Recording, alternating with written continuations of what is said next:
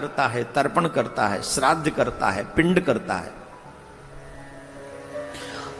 जो लोग कितने भी बड़े पापी हैं, जो मर गए, जो शरीर छोड़ के जा चुके, कितना भी बड़ा पापी मर गया हो, अगर उनकी संतान सुपात्र हो तो उन मरे हुए लोगों को भी नरक में से निकाल कर उनकी संतान इन 16 दिन में अपने देवलोक में पहुंचा सकती है, भगवान तक पहुंचा सकती है। ऐसा कार्य कर सकते हम लोग।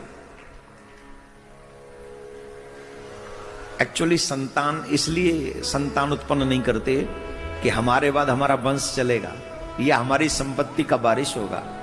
इसलिए करते हैं कि हमारे बाद हमारे पितरों को तर्पण हो सकेगा, जल मिल सकेगा, हमें भी जल मिल सकेगा मरने के बाद। इसलिए पितृगण जो लोग थे वो संतान उत्पन्न करते थे। ये विषय भोग का नहीं है। भोगों के लिए शादियां नहीं होती हैं, घूमने फिरने के लिए शादी नहीं होती है।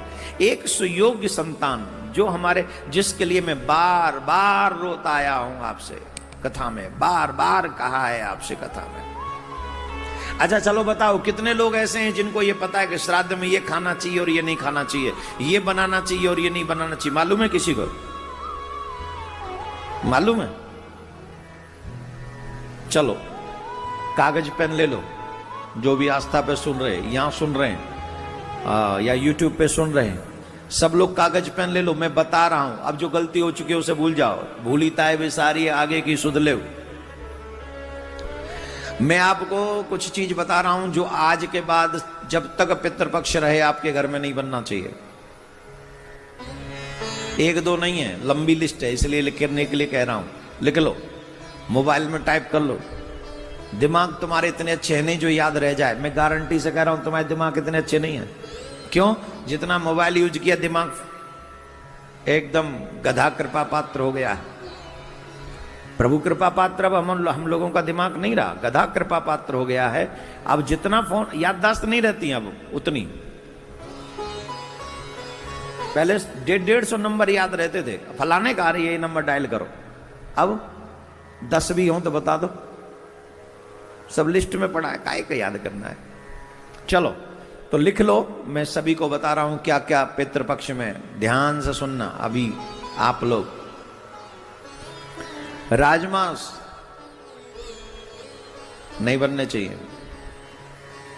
मसूर नहीं बननी चाहिए, अरहर नहीं बननी चाहिए, गाजर नहीं, कुमड़ा लिखा है इसमें वही जो कल बताया था हमने, काशी फल, गोल लौकी नहीं बननी चाहिए, बैंगन नहीं, सलगम नहीं, हींग का इस्तेमाल नो, प्याज नो, लहसुन नो, काला नमक नो, काला जीरा नो, सिंघाड़ा नो, जामुन नो, पिपली नो, सुपारी नो, कुल्थी कैथ नो, महुआ नो, अलसी नो, पीली सरसों नो। इन सब चीजों का प्रयोग आप ने जो बचे हुए 12-13 दिन हैं इनमें न करें।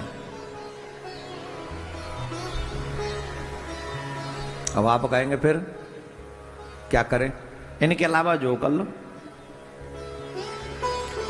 एक और बात बता रहा हूं, शास्त्र सम्मत ही प्रयोग कीजिए आप।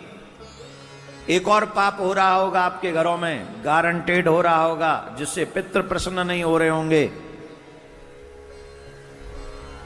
या तो आप ब्राह्मण देवता को स्टील के पात्रों में जिमा रहे होंगे, अथवा वो जो आते हैं आजकल चाइनीज कप प्लेट वाले, शहरों में तो यही चलता है, उसमें जिमा रहे होंगे।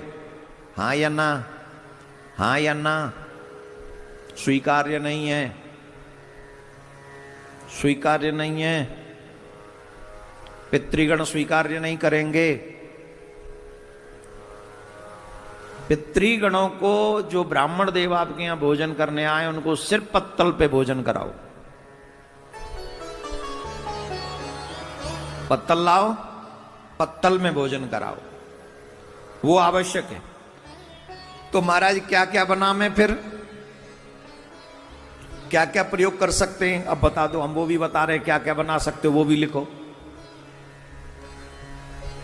जौ, गेहूं, मूंग, धान, तिल, मटर, कचनार, सरसों, परवल मिलते हैं, हाँ वो करो। कांगनी, सवा चावल, आम, आवड़ा, बेल, अनार, बिजनौर, पुराना, आंवला, नारियल, फालसा, नारंगी, खजूर, अंगूर, नीलकेत, चिरौंजी, बेर, जंगली बेर, इंद्रजो और बथुआ। बथुआ इनमें से कोई भी वस्तु यत्न पूर्वक इन दिनों में अवश्य खरीदनी चाहिए। जैसे ही आप ये खरीदते हो, इनसे आपके पितृ प्रसन्न होते हैं। जब भी ब्राह्मण देव भोजन करने आए श्राद्ध पक्ष में, तो जिस आसन पर ब्राह्मण देव बैठे आसपास में काले तिल अवश्य डाल देने चाहिए। काले तिल थोड़े से उसी आसन के आसपास, इसलिए नहीं ब्राह्मण देवता को धमकाना है, डराना, इसलिए कि काले तिल पितरों को बहुत प्रिय है।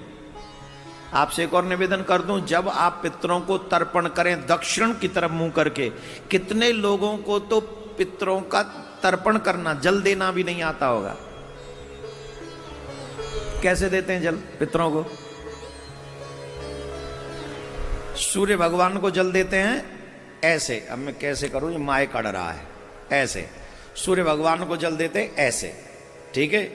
ऋषि गणों को जल देते हैं ऐसे, वो ऐसे नहीं देंगे। जो सप्त ऋषि इत्यादि उनको भी जल देना चाहिए इन दिनों में, वो देंगे हम ऐसे, लोटा पकड़ेंगे यहां से और यहां से, तो ऐसे जल चढ़ेगा। और पितृगणों की जो स्थान है वो ये है, ये थंब और फर्स्ट फिंगर, इसके मध्य से फिर वो जल चढ़ेगा ऐसे।